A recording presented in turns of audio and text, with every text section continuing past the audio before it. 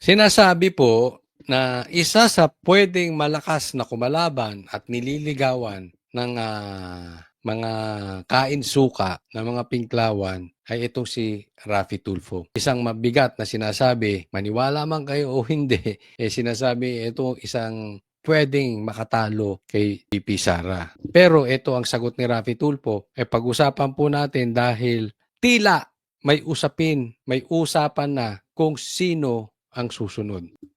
Isa sa maugong na pangalan na posibleng maging frontrunner sa 2028 presidential elections, si Senator Raffy Tulfo. Pero nang tanungin siya ng Senate reporters kaugnay nito, Walang balak. As of today, as of the future. Final answer. Categorically. Ayan, final answer, categorically, ayaw. Hindi siya tatakbo sa 2028. Ito aminin natin, kung meron man talagang posibleng dumikit kahit papaano sa pagkapresidente, kumalaban na pagkapresidente kay BP Sara, ito si Tulfo or si Bam Aquino. Yan na po yung kanilang, sa tingin ko lang yan ang best bet nila. Pero si Tulfo sinabi ayaw na talaga. Si Bam ayaw din. So nag-decline na po sila. Ano po ibig sabihin nito? Yung lehitimong malakas hindi lalaban kay Sara.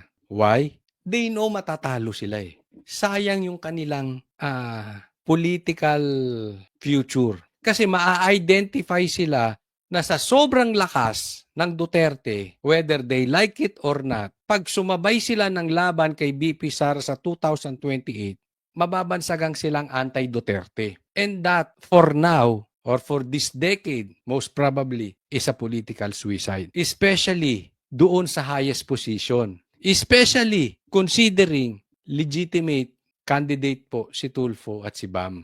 Tandaan po natin, Bam is Aquino. Kahit humina na sila, but since nakabalik siya sa Senado, kahit sa tingin ko, in my opinion, ito ay hindi hinalal ng bayan kung hindi hinalal ni Garcia. Pero nakabalik na siya sa Senado, meron na siyang cult, meron na siyang kulto na followers. Same thing si Tulfo. Kaya hindi sila susugal na lumaban. Dahil si Tulfo, si Raffy, can be again another term for senator. Si Bam Aquino, probably, after 6 years, can also be again for the second term senator. Anong punto natin? Talagang malakas sila, but not enough para kalabanin in top position si BP Sara. So why waste the time and their political power? Bilang mabangsagan Duterte, anti-Duterte, baka hindi pa sila manalong senador for the second term na nagigets nyo. Unlike the likes of Risa. Kasi si Risa is desperate.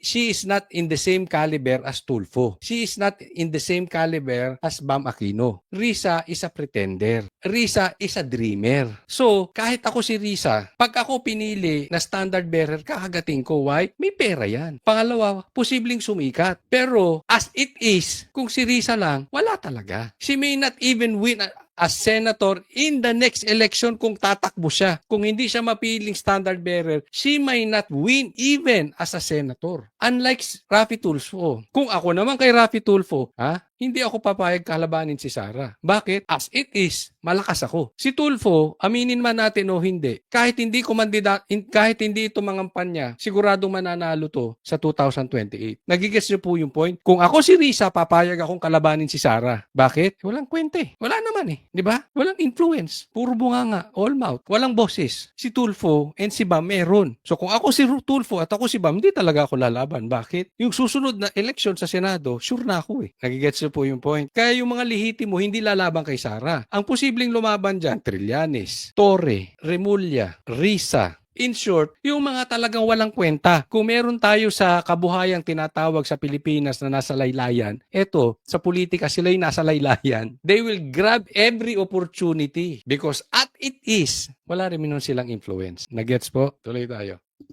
Bakit? Masaya ako dito sa Senado. Marami ako nagagawa. For me, happy ako rito. So, bakit ako pupunta sa isang bagay na magkakaroon pa ako ng sakit sa ulo? Tama, di ba? Happy siya. Bakit? Malakas siya eh. Etong dalawa, malakas na sila. Bakit? Sakit sa ulo. I mean, sakit talaga sa ulo. Labanan si Sara. Alam nila. Alam nyo itong mga politiko, they pretend to be stupid. Pero they know, malakas talaga si Sara. Ba't lalabanin. Gayunman, kinumpirma ni Senator Tulfo na may mga grupong kumakausap sa kanya at nagsasabing mainam na tumakbo siya sa mas mataas na posisyon. Yeah, may mga nagsasabi ng pwede ka dito, pwede ka dito. Sabi ko, I'm sorry, salamat sa tiwala, pero no. Flat no agad. Sir, magbabalik pwede pa magbago yung I don't think so. Paglilinaw Yan ang diretso. Magbabago. Alam. niya, hindi kampo ni Vice President Sara Duterte o maging si Pangulong Bongbong Marcos ang kumausap sa kanya. Ang karaniwan daw na humihimok, mga taga-pribadong sektor. Hindi man tatakbo sa mas mataas na posisyon, kinumpirma ni Senator Raffy na kakandidato siya muli bilang senador sa 2028 elections. I will run for re-election. Yan, itaga nyo sa bato. I will run for re-election. Yan, ako, I may dislike Raffy Tulfo, pero doon lang tayo sa totoo. Malakas to. As senator for 2028. Ang lakas kasi ng ano niya parang Lito Lapid. I may disagree with Lito Lapid, pero aminin natin, malakas talaga eh. Bakit? Artista, lumalabas sa TV para araw-araw eh. Same thing with Tulfo. Lakas ng vlog nito. As in, sobrang lakas. Hindi lang malakas. Sobrang lakas. Kaya malakas talaga. 2028. As senator, independent pa rin ako. So whether would that be admin or that opposition, depende kung katugmay ng advocacy ko, nakikita ko na sincere talaga sila dun sa mga sinasabi nila at kaya nilang panindigan. Una nang nagsabi ang kapatid ni Senator Raffy na si Senator Erwin Tulfo na wala rin siyang balak tumakbo sa mas mataas na posisyon. Lumutang kasi ang pangalan niya na posibleng katandem ni dating Vice President at ngayon Naga City Mayor Leni Robredo. Bagamat nagpahayag na walang balak tumakbo sa mas mataas pang posisyon ang dalawang Tulfo, may mensahe si Senator Raffy sa mga tatakbo. Best of luck ang wish ko kay BP Sara at sa lahat ng mga nag-aspire na maging kandidato for the presidency sa 2028. All of them, whether that will be BP Sara, Senator Risa Ontiveros, John Vic Revulla, Leni Robredo, sino pa ba, yung Chis Escudero. No. I mean, yung mga nababalita, Bam Aquino, Kiko Pangilinan, yeah. Well, kaya nga, Mark Villar. Nag-thank you naman dyan Senator Risa Hontiveros na una nang nagpahayag na bukas siyang tumakbo bilang Pangulo o pangalawang Pangulo ng Pilipinas. Ito si Riz. Ano talaga. Well, una no? salamat. Ang kapal ng mukha talaga. Salamat kay Sen. Raffy. Mula nung naging seatmates kami sa previous Congress, talagang ganun kagaan ang loob namin. Ganito kakapal ang mukha nitong alin na to. Talagang pumustura siya, binukas niya na yung sarili, na willing siyang tumakbo. Alam mo yung inahabol-habol niya talaga yung posisyon na yan. Hindi naman siya talaga ready pa. Alam mo, to si Risa. Alam naman natin kung merong ibang tatakbo, they will not pick Risa. Itong yellow, ito yung pink, they will not pick Risa. Kaya nga pag napili ito si Risa Ontiveros, it means desperado na yung yellow pink. Wala na sila. Wala na silang makuhang posible. Kung tatakbo ba si Tulfo, kung makukuha nila si Tulfo, makukuha nila o kaya si Bam, makukuha nila si Leni, kukuhanin ba nila si Risa? Of course not. Kahit tayo di yellow pink, kikita naman natin kung saan ang trajectory ng kanilang plano. Binukas lang niya to sarili niya, ganun kakapal to. So kaya makikita natin kung desperado na yung yellow pink. Pag ito na ang nilabang kay Sara, magdiwang na tayo. Alam mo, kahit si Sara, hindi na mangampanya, pumunta na lang sa dahig kung ito lang ang kalaban. Alam nyo naman ang nangyari sa PhilHealth, di ba? Meron pang itong isyong tanim witness. Yan yung sinasabi. Talagang bagamat hindi pa naman case closed yun, hindi pa napapatulayan, pero ano meron dito sa taon to? Sa isa't isa. Ayon pa kay Hontiveros, umaasa siyang mapapaaga ang pag-anunsyo ng United Opposition sa kanilang standard bearer.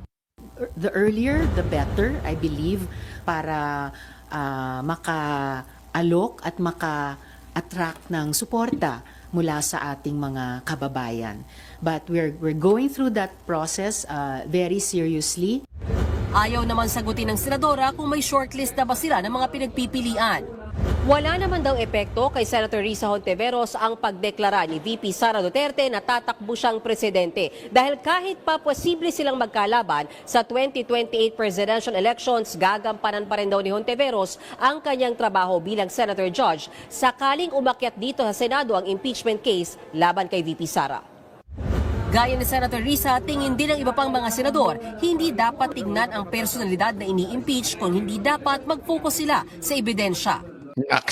Naniniwala kayo? Si Risa focus sa ebidensya at hindi sa personalidad. Coming from Risa, o si Tito nasa picture, coming from Tito, ewan ko sa inyo.